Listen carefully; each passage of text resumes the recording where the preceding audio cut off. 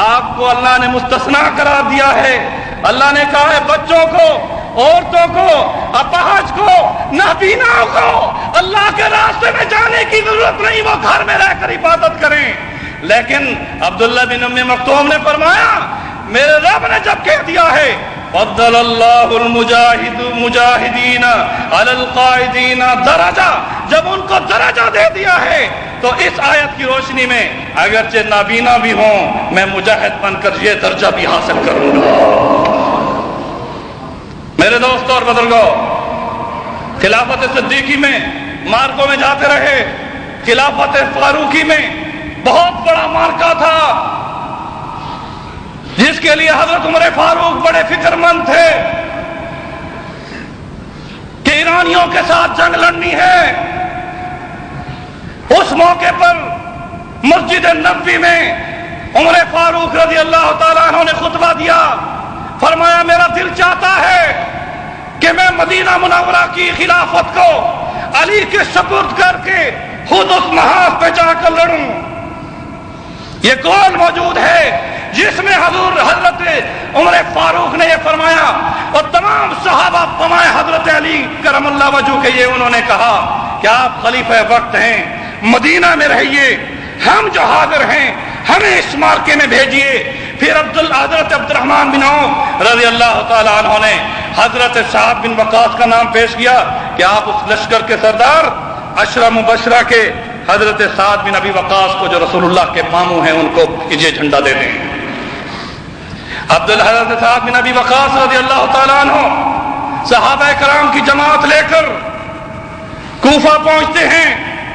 وہاں سے آگے ایران کی سرحدوں پر بہت بڑی فوج جب یہ سنتی ہے کہ مسلمان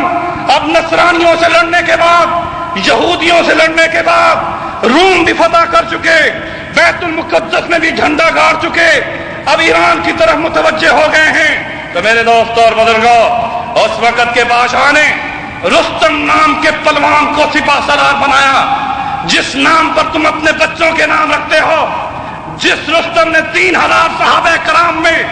ابن مختوم کو قتل کیا تھا،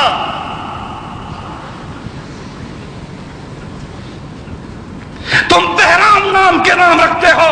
تم جالینوس نام کے رکھتے ہو، تم پرویز نام رکھتے ہو، میرے دوستو تم فیروز نام رکھتے ہو، تمہیں اپنی سیرت سے آگاہی نہیں کہ یہ کون دشمنان اسلام تھے۔ اس قادسیہ کی جنگ میں، جنگ قادسیہ میں جو کہ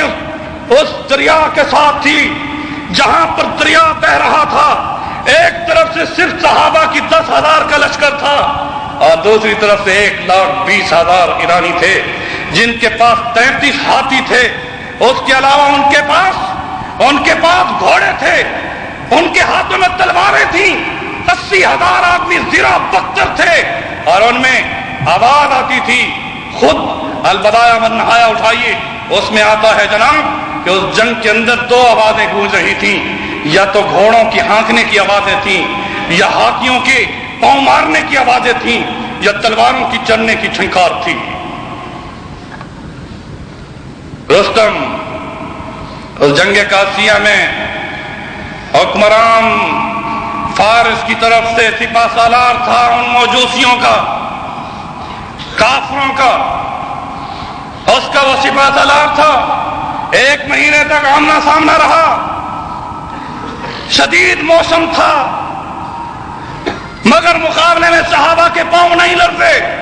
جانتے تھے کہ 1,20,000 وہ ہیں جن کے پاس ہاتھی ہیں، گھوڑے ہیں، اس طرف سے نابینا صحابی جن کے ہاتھ میں جھنڈا ہے۔ میرے دوستوں اور بزرگوں، سعد بن وقاص نے فرمایا مارکے میں کیا کرنا چاہیے؟ کہا گفتگو پہلے کر لیتے ہیں، بات لمبی نہیں کرنا چاہتا، مختصر کروں، حتیٰ کہ مارکا ہو جاتا ہے، اور مارکا ہونے سے قبل رب کی نصرت یوں آتی ہے کہ آندھی چلتی ہے، خیمے اڑتے ہیں، ہاتھی بھاگتے ہیں، گھمسان کی جنگ ہوتی ہے، 2,500 صحابہ کرام شہید ہو جاتے ہیں، اور اس کے مقابلے میں اللہ نے ان 10,000 صحابہ میں 2,500 شہید ہوتے ہیں، اور ان کے ہاتھوں سے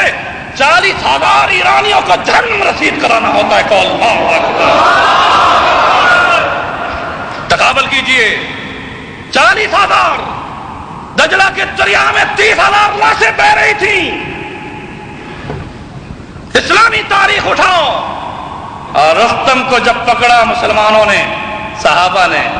تو اس کے سر کو قلم کیا اور اس کو حضرت عبداللہ بن ام مکتوم کے جھنڈے کے اوپر اس کے سر کو کھڑا کر دیا کہ اسلام کا جھنڈا لہرا رہا ہے اور کفر کا سر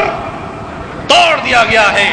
میرے دوستوں اور بزرگوں، جنگ قادسیہ ایک مشہور جنگ ہے جس کے نام پر آپ کے کویت میں بھی ایک شہر بس رہا ہے، قادسیہ. اس طرح سے بہت سارے لوگ مارکہ قادسیہ سے واقف نہیں. یہ وہ قادسیہ کا مارکہ ہے جس میں مکہ اور مدینہ کے صحابہ ان کافر ایرانیوں کے مقابلے میں تھے اور ان کے ساتھ جنگ ہوئی تھی. اور اس میں جب لاشوں کو دیکھا گیا تو میں قسم کھا کر کہتا ہوں، تاریخ میں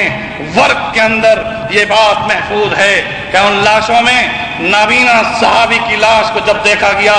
شہید ہونے کے بعد بھی اس کے دونوں بازوؤں میں جھنڈا گڑا ہوا تھا.